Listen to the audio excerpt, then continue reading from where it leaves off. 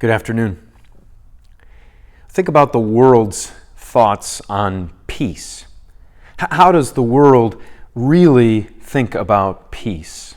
Two nations that are battling it out, they want to come to some sort of peace.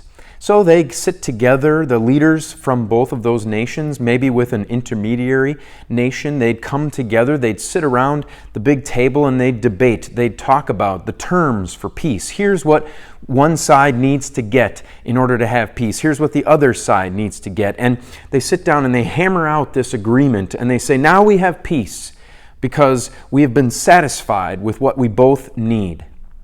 And so often those peace agreements they sound great and people take a lot of credit for them happening, but what happens over time is people out in the field, people who are living in those nations, they forget about those peace agreements or they don't really apply those peace agreements to themselves.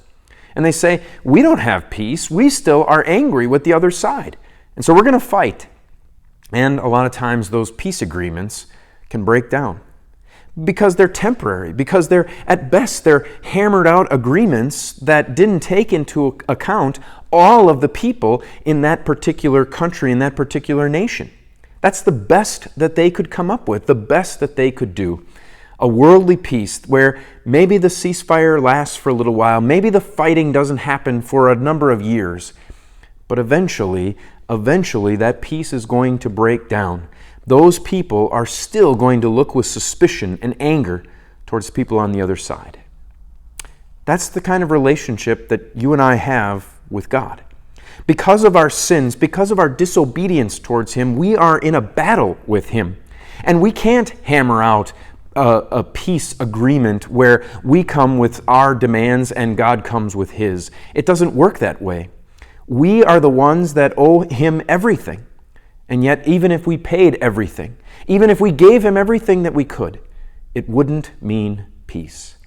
The only way to peace with God is if God sets the terms and God meets the demands. And that's just what God did when He sent Jesus.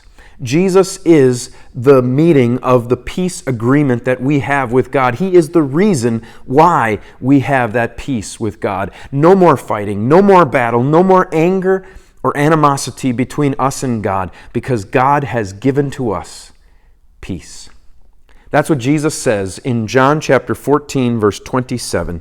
Peace I leave with you, my peace I give to you. Not as the world gives do I give to you. Do not let your heart be troubled, and do not let it be afraid. Until we see each other again, the Lord's blessings on your day.